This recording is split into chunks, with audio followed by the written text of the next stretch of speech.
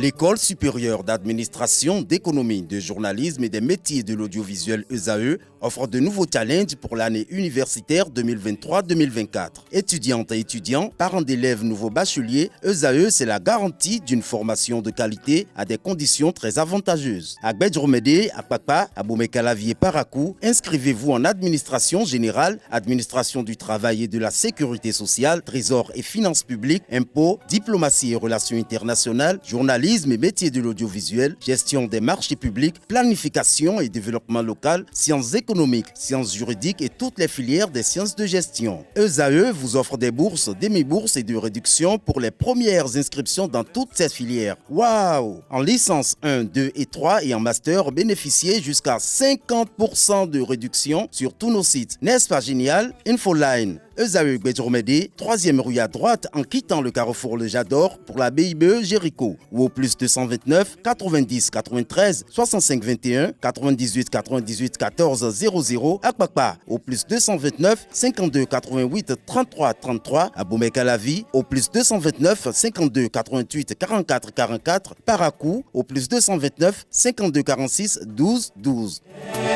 ESAE, l'excellence à un nom. Un miracle de plus pour la Côte d'Ivoire dans cette Coupe d'Afrique des Nations. Mesdames et messieurs, bonjour et bienvenue sur Instant CAN, votre émission de décryptage de l'actualité liée à cette Coupe d'Afrique des Nations Côte d'Ivoire 2023. Et avec moi aujourd'hui, j'ai des habitués au plateau. Kalès Kitome, journaliste, reporter à ESAE TV. Kalès, bonjour. Anel, bonjour et nous nous retrouvons à nouveau sur le plateau de Instant CAN. Je suis ravi d'être là. Bonjour à tous les fidèles internautes de ESAE TV. Merci à vous d'être avec nous. En face de vous, nous avons un autre habitué, Fréjus Sorunvio, journaliste, reporter sportif. Fréjus, bonjour. Bonjour Anaël, bonjour à tous les internautes d'ESAE TV. C'est un plaisir de retrouver ce plateau et de partager ce moment avec vous. Merci d'avoir une fois encore accepté notre invitation. Eh bien, on a eu droit à des affiches alléchantes et super intéressantes pour les quarts de finale de cette Coupe d'Afrique des Nations. Côté résultat, le Nigeria a battu l'Angola 1-0. Les Super Eagles, les triples champions d'Afrique, avec Ademola Lookman, ont décroché leur ticket pour les demi-finales. Les choses ont été plutôt relaxes pour la RDC face à la Guinée-Conakry qui finit sa rencontre sur le score de 3-1. Le Sili national avait pourtant démarré avec un penalty et un but de Bayor à la 21e minute, mais les Léopards sont revenus au score et ont finalement emporté sur la mise de 3-1. Le miracle dont on parlait à l'entame, eh bien, c'est le miracle du Mali face à la Côte d'Ivoire. Le miracle de cette rencontre, notamment, rencontre qui s'est achevée sur un score de 2-1 pour les éléphants. Dans le même scénario que la rencontre RDC Guinée-Conakry, c'est les Aigles du Mali qui ont ouvert la marque à la 111e minute avec une équipe de la Côte d'Ivoire qui était déjà en infériorité numérique depuis la 42e minute. Notons que le Mali a eu un penalty dans les premières minutes et l'a manqué. Dès le début de la deuxième période, la Côte d'Ivoire a repris les choses en main, mais l'égalisation viendra à la 90e minute avec Simon Adingra, un jeune joueur notamment formé au Bénin, au centre Abisport qui a permis aux éléphants de rêver. Le deuxième but, le but qui a permis aux éléphants de décrocher leur ticket pour les demi-finales est arrivé au bout des prolongations, notamment à la 120e minute. La dernière rencontre de ces quarts de finale a été celle du Cap-Vert contre l'Afrique du Sud qui s'est achevée dans le temps réglementaire sur un score de 0 but partout.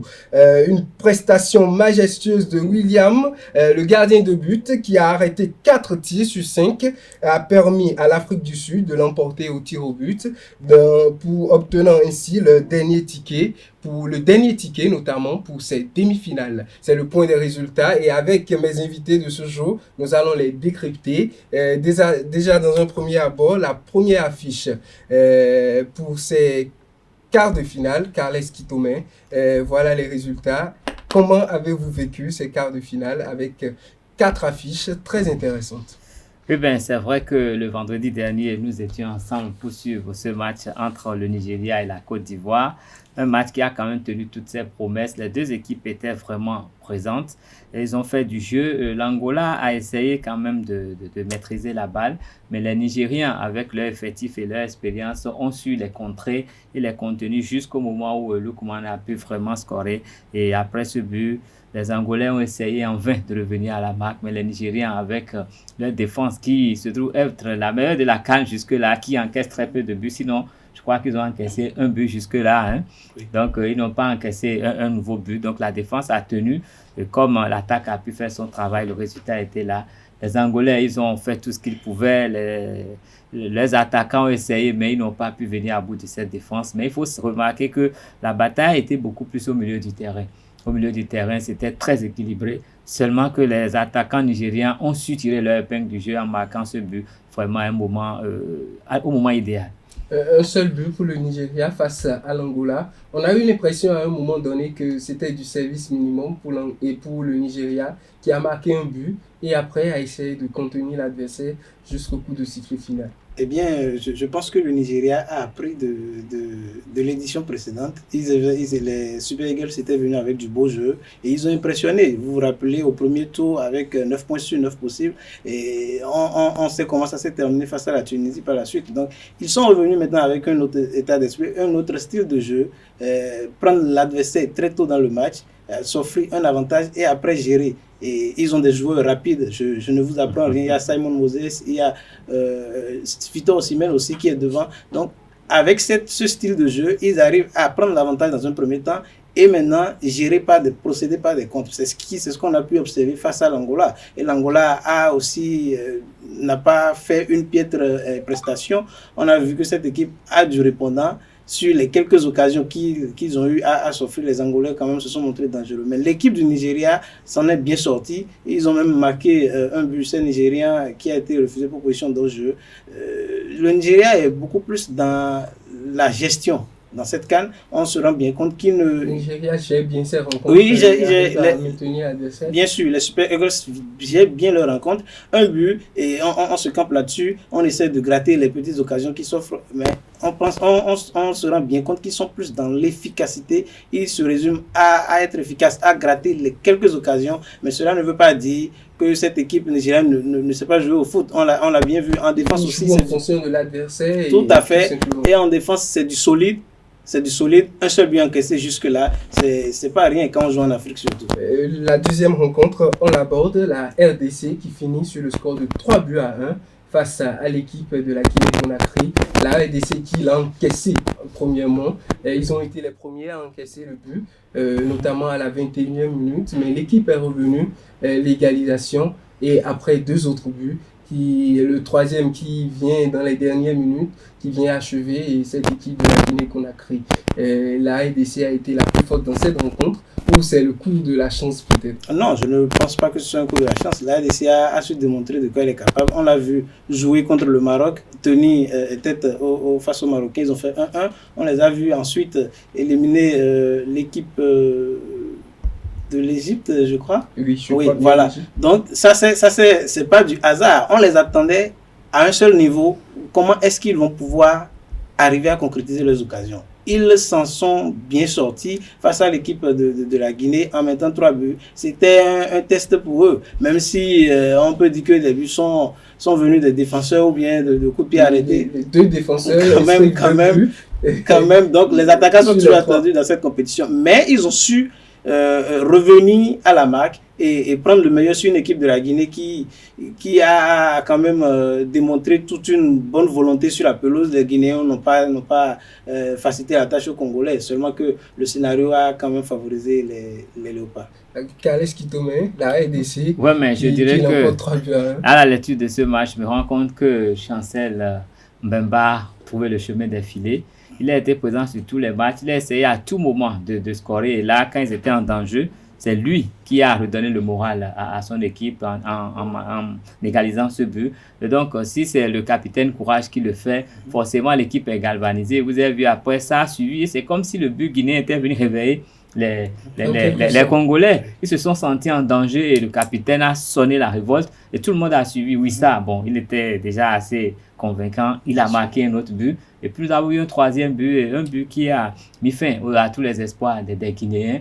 Mais il faut remarquer que on avait souligné que ces deux équipes pêchaient un peu en attaque, mais la RDC a corrigé le tir au cours de cette confrontation. La Guinée n'a pas pu corriger le tir et nous avons également remarqué que la défense guinéenne a parfois des moments d'errance. Et les Congolais, ils étaient en tout cas méticuleux. Et dès qu'il y a eu une petite faille, ils ont mis des buts. Et voilà, c'est que la Guinée n'a pas pu corriger ses failles défensives face à la RDC qui n'attendait que ça pour prouver que ses attaquants étaient présents. Même si les défenseurs ont plus prié que les attaquants, la RDC, c'est une équipe qui fait du beau chemin et je l'attends très loin. Alors, la troisième rencontre, on ne finit pas d'en parler. Cette équipe de la Côte d'Ivoire qui, à chaque tour, nous surprend de plus en plus.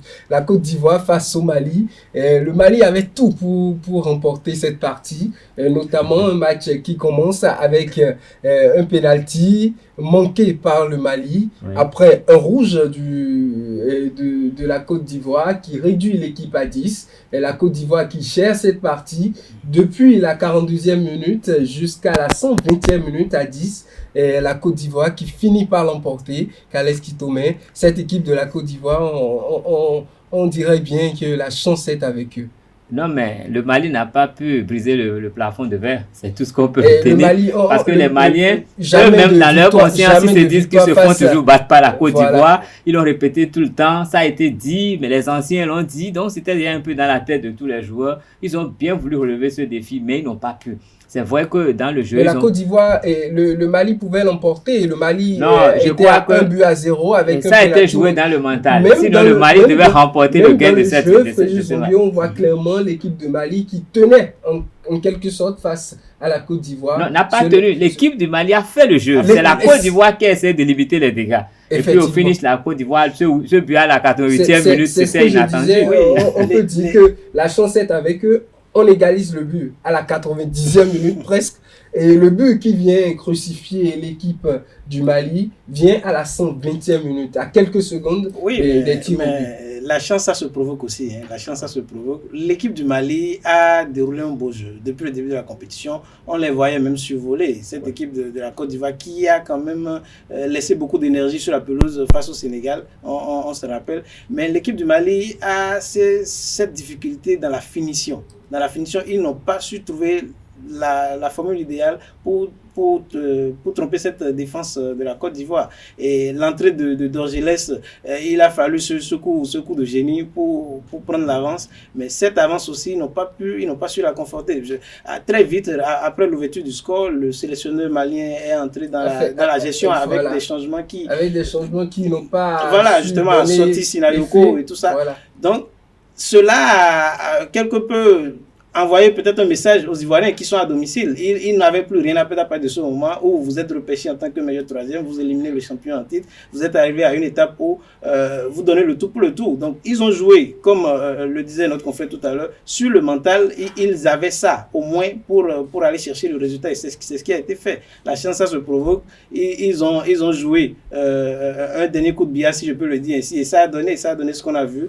Mais par la suite, quand vous égalisez à ce moment-là, et dans ce genre de scénario, forcément, vous devenez la meilleure équipe ou bien l'équipe la plus motivée à partir de ce moment où vous égalisez, surtout à cet instant du match. Et ça les a aidés à revenir dans le match, à exister dans le match, bien qu'en étant en infériorité numérique. Aujourd'hui, on va remarquer, quelque sorte, le milieu du terrain de la Côte d'Ivoire qui avait fait feu face au Sénégal n'a plus rien fait. Bien sûr. On a vu Jean-Michel Seri qui n'était pas dans un beau jour, Max Alain Gradel non plus, n'ont pas pu reproduire le jeu qu'ils avaient reproduit dans le match précédent. Ils ont manqué. Kessie est revenu un peu, mais aucun d'entre eux n'était vraiment dans le match. Serge Aurier dans cette partie, l'équipe de la Côte d'Ivoire. Serge Aurier, bon, je ne vais pas dire ça. Serge Aurier, chacun a apporté ce qu'il pouvait apporter, mais le milieu malien a vraiment fait le jeu, a dominé. Si ce n'était pas un problème de finition au niveau de l'attaque, je crois que le Mali aurait... Avec cette victoire, on peut dire que l'équipe de la Côte d'Ivoire a totalement effacer cette humiliation de 4-0. Tout le monde l'a oublié. Non, il faudrait gagner la coupe pour effacer ça. On se concentre. Seul le trophée peut effacer ça. Seul le trophée. S'ils gagnaient le trophée, bon, ça, on oublierait tout de suite ça. Mais dès qu'ils vont tomber, nous allons revenir sur ça. Les Ivoiriens même vont revenir sur cette humiliation forcément. Un point essentiel sur lequel je voudrais que vous opiniez, et c'est le but égalisateur de cette partie qui a été marqué par Simon Adingra, un joueur formé au Bénin comme on l'a vu. Bon, qui a commencé sa formation. Qui a commencé sa formation au Bénin. Au moins, les prémices du football chez ce jeune, ça a été donné au Bénin ici. J'aimerais bien savoir si celui-là a pu être à la hauteur d'un tel match, a pu marquer ce but-là. Aujourd'hui, ça dit que le problème du football béninois n'est pas au niveau de la formation, mais plutôt peut-être ailleurs, au niveau des dirigeants ou ailleurs. Je ne dirais pas que c'est au niveau des dirigeants, mais c'est au niveau quand même de la gestion. Quand on détecte un talent, une chose est de détecter ce talent-là, une chose est de suivre le talent, c'est le suivi. Et je pense que c'est à ce niveau que le problème se pose. Donc, clairement, on a beaucoup de noms quand même. On l'a formé, on l'envoie au Ghana par la suite. Après, il revient en Côte d'Ivoire et il part à l'international. Est-ce qu'aujourd'hui, il fait des merveilles en Côte d'Ivoire? Mais bon, les bases du football ont été données au Bénin. Le Bénin est bon pour former, mais apparemment, le Bénin ne sait pas utiliser les talents. Moi, je doute, le Bénin est bon pour former. Bon, de fait, je sais une chose. Est-ce qu'aujourd'hui, quand on prend la carte d'identité de ces joueurs-là, est-ce que c'est bien noté qu'il a été formé dans un centre reconnu au Bénin par la FIFA? Je pose la question parce que... Non. J'aimerais bien vous apporter des informations. Oui. Déjà, dans cette partie, tu la rencontres, on entendait les confrères qui commentaient cette partie dit au premier abord que le joueur a été formé au Bénin. On a vu des images circuler, le joueur a été formé au Bénin. Mais quand vous rentrez dans la biographie de ce joueur sur les réseaux sociaux Google, à aucun endroit cela n'a été spécifié qu'il n'a pris pas le Bénin. C'est le problème que je le premier club où le premier club, je dirais centre de formation où il a été formé, c'était celui du Ghana. Celui qui vient bien après le centre du Bénin. C'est justement le problème que je soulevais. Dans les affiches, les choses ont été faites, mais quand on fait les choses de façon frauduleuse, quand on ne fait pas les choses légalement, quand on veut tricher avec tout le monde, on perd tout. Parce que je pense que si on reconnaissait seulement que ce joueur a été formé au Bénin, ça apporterait beaucoup à ce centre de formation qui lui a permis de faire ses premiers pas. Mais tout le monde est faux dans le système, tout le monde a voulu voler et lui il est parti, il a réussi aujourd'hui, c'est une perte pour nous. Mais il n'y a pas que lui. Quand nous parlons d'un Ghanéen qui s'appelle Kudus, Kudus a son histoire avec le Bénin. Kudus aurait pu jouer pour le Bénin. Et Adingra, au lieu de prendre soin de ce genre de joueurs, de les garder, on préfère aller dehors, chercher à nationaliser des gens qui ont échoué dans leur championnat, des gens qui ont échoué dans leur pays, qui viennent chez nous. C'est eux que nous nationalisons pour faire les guépards. Je crois que c'est très mal pensé. La tricherie ne mène nulle part. Si on se prend un peu au sérieux, je crois que nous avons des talents ici au Bénin. Au lieu de les tuer pour les promouvoir, et dans leur pédigré, on reconnaîtra qu'ils ont été formés au Bénin. Le football béninois va gagner de l'argent et nous aurons de très bons joueurs pour nourrir notre équipe nationale. La visibilité au football béninois. Forcément. On a vu quand le nom du Bénin a été mentionné sur tous les réseaux sociaux, on cherchait, on voyait les images de ce petit quand il était encore au Bénin. Donc cela apporterait forcément de la visibilité, comme vous l'avez dit, au Bénin. Si la visibilité du résultat. Si on suivait plus les joueurs, comme vous l'avez dit, Fréjus. Alors la dernière rencontre de ces quarts de finale, la rencontre n'a pas été en quelque sorte étincelante dans la partie, mais on a eu droit à des séances de tir au but vraiment époustouflantes. En quelque sorte, 4 tirs arrêtés pour Williams Rodwen, qui inscrit son nom dans cette CAN littéralement comme le meilleur gardien actuellement. Bon, je crois que le gardien égyptien avait fait ce genre d'exploit il y a quelques années. Alain Guamini de la Côte d'Ivoire en avait fait de même. Nous avons des grands noms. Il y a très longtemps, on a vu des gens qui ont fait ça. Mais moi, je suis un peu déçu par l'issue de cette rencontre parce que le Cap-Vert a montré de très belles choses depuis le début de la compétition. Comme le disaient certains, cette rencontre a été la rencontre des gardiens parce que des deux côtés, les deux gardiens sauvaient tout. Oui, et je suis vraiment navré pour le Cap-Vert parce que c'est une équipe qui m'a plu. Ils sont arrivés à un niveau où ils ont beaucoup convaincu. Et moi, j'attendais de les voir en finale pour que la finale soit beaucoup plus belle. Mais malheureusement, tout comme la Guinée équatoriale qui nous a émerveillés au premier tour, tout comme le Sénégal, ils ont fini par être sortis. Ce qui veut dire qu'il y a beaucoup plus de réalisme qui joue au niveau de cette compétition. C'est pas ceux qui font le plus beau jeu. Le Nigeria, c'est pas le plus beau jeu, mais le Nigeria est très pragmatique, très réaliste et adapte son jeu au jeu de celui qui est en face et ils ont toujours gagné. Même la Côte d'Ivoire, ce n'est pas du tout beau à voir ce que fait la Côte d'Ivoire, mais la Côte d'Ivoire est en train de faire du chemin. Seul ici, quand nous prenons les équipes qui sont encore allées jusque-là, je crois que c'est la RDC qui est l'équipe la plus joueuse. Puisque là, c'est la RDC qui propose du beau jeu. Les Sud-Africains ont une bonne circulation de balles, mais le jeu n'est pas aussi beau. La RDC, il y a une variation de jeu, le jeu court, le jeu long. C'est tout beau, c'est le football total avec la RDC. Donc, c'est la seule équipe qui nous propose le meilleur spectacle jusque-là. Nous espérons qu'ils iront plus loin pour que la finale soit belle. Alors, Fréjus, cette dernière rencontre, Cap-Vert et Afrique du Sud. Et l'Afrique du Sud finit par passer. Cette équipe, cette CAN n'est pas celle des équipes joueuses, des équipes qui déploient du beau jeu. On l'a su constater sur ce match où le Cap-Vert a démontré tout son talent. Ces joueurs, ils sont bons, tout simplement. Mais il y avait en face quelqu'un, vous l'avez dit tout à l'heure, ce Williams, c'est un gardien de but qui a déjà commencé à persécuter les joueurs capverdiens, même dans le match. Et ça a continué jusqu'au bout. Avec des parades énormes. Ah oui. On a vu des parades dans cette partie. Sur le premier tir au but, quand même, il fallait qu'il réalise cela pour faire douter encore plus les Capverdiens. Ouais. Et il a réussi son coup. Et ça s'est continué. Il en a arrêté 4 quand même. C'est une première dans une compétition majeure. Donc, il n'est plus nouveau maintenant. Je pense que les Nigériens sont avertis. Ils sauront comment tirer prochainement. Effectivement. Non, mais moi, la performance de ce gardien m'intéresse parce que nous avons aussi un gardien, un Guépard qui joue en Afrique du Sud. Et notre souhait, c'est qu'il arrive au niveau de celui-là pour qu'il nous apporte beaucoup de... Vous parlez de notre gardien, Marcel Dondini. Voilà, justement. Qui peut-être va apprendre de Williams. C'est mon souhait pour lui, pour le football béninois. Alors, à part vous, chers invités, on a eu droit à des analyses également de notre confrère. Il s'agit de Ablam Yamso, journaliste, reporter sportif également, éditeur Média CAF, qui nous a donné son avis sur les 4 rencontres de ces quarts de finale. Oui, il faut dire que pour ce qui concerne les quarts de finale de cette CAN 2023, on s'attardait énormément d'ailleurs même à des affiches à couteau tiré et on n'était pas dessus également sur ces 4 matchs programmés pour ces quarts de finale. Moi personnellement, j'ai eu la chance d'assister à la seconde rencontre du vendredi et une affiche 100% francophone. J'aimerais parler de la rencontre entre la Guinée-Conakry et la RD Congo, les Léopards. Déjà avant le coup d'envoi, tout le monde, bien beaucoup, spéculait ça ou bien pronostiquait sur ce détail-là que, la RDC est au-dessus, donc elle pourra y arriver à damer les pions. Et c'est ce qui s'est dessiné à la fin parce que, à la fin du temps réglementaire, on a constaté également que, techniquement, c'est la meilleure équipe sur le terrain qui a gagné même.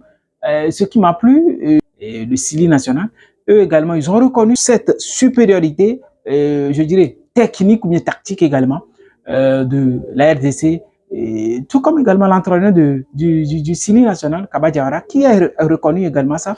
Donc moi, ça m'a donné, ça m'a soulagé, parce que là, ils ne pourront pas dire qu'ils sont un mauvais perdant, mais quand même, ils ont reconnu qu'il y avait véritablement un garçon, comme on le dit en Côte d'Ivoire, devant eux. C'était la même chose, on a vécu pratiquement lors de cette rencontre du pays organisateur. J'aimerais parler de la Côte d'Ivoire face au Mali. Vous savez, le Mali avait tout pour gagner ce match. Mais bon, c'est le football. C'est le football. C'est ça qui fait la beauté du foot. Et c'est ça qui nous pousse également à dire que le football est cruel. Parce que dans le contenu, déjà l'entame de la rencontre, le Mali avait montré que ils avaient, j'aimerais parler des joueurs, ils avaient les fourmis dans les jambes, mais ils n'ont pas réussi hein, à concrétiser ou bien à tuer le match à travers leur domination et tout. Vous l'avez vu, comme le collectif malien a véritablement posé de problèmes à la défense ou bien à l'équipe ivoirienne. Il y a eu ce penalty-là raté que le Mali n'a pas marqué. Derrière, il y a eu un carton rouge. C'est des signes que le Mali était bien en place, que le Mali, collectivement, ça allait. Mais il fallait tuer le match. C'est vrai également qu'ils ont réussi hein, à un moment donné à mener au score, mais ils n'ont pas réussi à faire le plus dur, c'est-à-dire conserver le but. Et vous savez, au-delà de tout, il faut tirer chapeau à cette équipe ivoirienne. Le mental, il faut l'avoir. Surtout dans des matchs à élimination directe. J'espère qu'on aura de très belles affiches également pour les deux rencontres des demi-finales. J'aimerais parler de la Côte d'Ivoire RDC. C'est une rencontre également 100% francophone. Et l'autre rencontre également 100% anglophone entre le Nigeria et l'Afrique du Sud. J'espère, franchement, je croise les doigts, que bon, on ne va pas regretter également. À la fin, on va encore dire que le meilleur a gagné. On va pousser encore d'excellents ou de soulagement. Retour en plateau, notamment aujourd'hui, il ne reste plus que 4 équipes pour le reste de la compétition, notamment les demi-finales. Nous avons le Nigeria, l'Afrique du Sud, la Côte d'Ivoire et la RDC. Aujourd'hui, les affiches sont claires. Le Nigeria est face à l'Afrique du Sud pour la première affiche de ces quarts de finale, de ces demi-finales, pardon. Fréjus Onvio, Nigeria, Afrique du Sud. On a vu le Nigeria jusqu'à aujourd'hui, c'est le sans faute, l'Afrique du Sud qui a pu ranger cette équipe du Cap-Vert en quart de finale aujourd'hui face au Nigeria. Qu'est-ce qui peut se passer dans cette partie? Eh bien, ce sont 2 équipes qui... la bataille sera disputée sur le terrain parce que les Sud-Africains, ils savent poser un style de jeu. Ils n'attaquent pas tout de suite. C'est une équipe qui sait attendre, qui sait observer l'adversaire et qui sait rouler sur des comptes. Mais voilà que l'équipe du Nigeria nous a aussi habitués à ça. Ça va donner quoi? Clairement, le Nigeria aura la police du jeu et on va s'attendre à ce que les Nigériens attaquent beaucoup plus pour mettre à mal cette défense sud-africaine qui n'est pas aussi mauvaise tant que ça. On les a vus contre l'Égypte, on les a vus contre le Maroc. Je prends ces 2 matchs en référence. Donc, ce sera une bataille très disputée, même si le Nigeria est un peu surcoté en la matière. La deuxième rencontre, Côte d'Ivoire-RDC. Ce sera une rencontre ouverte, on l'espère. Les Congolais savent se procurer des occasions. Ils l'ont prouvé lors du match précédent en concrétisant pas mal en marquant des buts. Et il va falloir le faire plus. Il va falloir le faire et le démontrer face à l'équipe de la Côte d'Ivoire. Qui joue carrément à 12. Qui joue à 12 et qui est gonflé à bloc désormais. Parce que quand vous atteignez la demi-finale avec on se dit, tout ce scénario, un pas du sacre. Voilà, et il va falloir tout donner. Donc ce serait quand même une rencontre intéressante entre ces 2 équipes francophones. Carles Kitome, des affiches complètement anglophones. Une affiche complètement anglophone et l'autre affiche francophone, Côte d'Ivoire, RDC, Afrique du Sud, Nigeria. Qu'est-ce que ces 2 rencontres peuvent nous donner? Oui, mais comme l'a dit Fréjus, je crois qu'il y aura match. C'est vrai que quand nous observons le jeu, le milieu de terrain de l'Afrique du Sud fait mieux le jeu que le milieu de terrain du Nigeria. Même si les Nigérians, avec leurs attaquants, mettent la pression sur la défense adverse pour les pousser à la faute, surtout et Victor Osimhen qui ne se fatigue pas à pousser l'adversaire à la faute, et ça a toujours joué en leur faveur. Ça a permis à Lookman et à Simon de faire tout le jeu alors que lui fatiguait la défense. Donc ça lui a réussi jusque-là. Peut-être que ce sera le même jeu, mais quand nous voyons un peu les confrontations passées de ces équipes, en 9 confrontations, nous pouvons remarquer que le Nigeria a eu 5 victoires, et il y a eu 3 nuls et l'Afrique du Sud n'a gagné qu'une seule fois. Donc, mentalement, le Nigeria est mentalement plus Dans à l'aise. l'autre partie, Et Côte d'Ivoire, également, le RDC. Nigeria est plus coté actuellement que l'Afrique du Sud. La Côte Et d'Ivoire la face à défense la du Nigeria, RDC. s'il joue son jeu, je crois que le Nigeria se verra en finale. Bon, RDC et Côte d'Ivoire, les deux francophones. Il faut remarquer qu'il y a l'Afrique de l'Ouest dans toutes les deux demi-finales. Hein. Nous avons l'Afrique de l'Ouest, l'Afrique australe, l'Afrique de l'Ouest et puis l'Afrique centrale. Et donc, c'est un match, j'ai vu les clubs ivoiriens et congolais s'affronter, ça a toujours été beau. Et là, je ne sais pas ce que ça va donner, même si, en finale l'histoire, la Côte d'Ivoire a déjà eu 2 victoires face à la RDC. La RDC n'a gagné qu'une fois et il y a eu 2 nuls. Mais je crois que si les attaquants congolais répondent présents, ils pourront gagner. C'est ce qui a manqué au Mali. Pour finir ce numéro de Instant Can, on va aller sur les pronostics. Côte d'Ivoire, RDC, Carles Quitomain. Et le score selon vous, on fera les points. Moi, je n'ai plus envie de faire de pronostic contre la Côte d'Ivoire. Parce La que Côte d'Ivoire moi, je vois cette équipe, je la donne toujours perdante parce qu'ils ne me convainquent pas dans le jeu. Mais ils finissent toujours par gagner. Bon, là, je ne veux plus faire de pronostic. Donnez-leur la victoire pour cette fois-ci. Non, je ne peux pas dire ce dont je ne suis pas convaincu. Nigeria, Afrique du Sud alors. Nigeria, Afrique du Sud, je vois le Nigeria passer. Je vois le Nigeria passer. Fréjus. Le Nigeria 1-0 comme d'habitude. Et la Côte d'Ivoire, RDC. Je me réserve de tout commentaire. Donc, c'est sûr, ce qui est sûr pour vous, le Nigeria sera en finale, mais l'autre... Non, c'est pas que c'est sûr, mais quand à l'analyse de tout ce que nous avons vu jusque-là, le Nigeria a plus de chances d'aller en finale. Donc, l'autre équipe de la finale, vous doutez encore. Et puis, c'est les deux pays et où on fait plus la fête en Afrique. Hein. Il faut remarquer que les Ivoiriens et les Congolais, c'est des fêtards. Donc, ce jour-là, il y aura beaucoup de casse.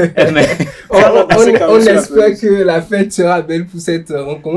Mesdames et messieurs, merci de nous avoir suivis pour ce numéro de Instant Can. C'est tout pour aujourd'hui. On se retrouve dans les prochains jours pour décortiquer l'actualité avant ces rencontres des demi-finales. Ces 2 rencontres notamment des demi-finales. Pour le moment, amusez-vous bien et on attend de voir la préparation de ces 2 équipes pour ce qu'ils vont produire le mercredi prochain.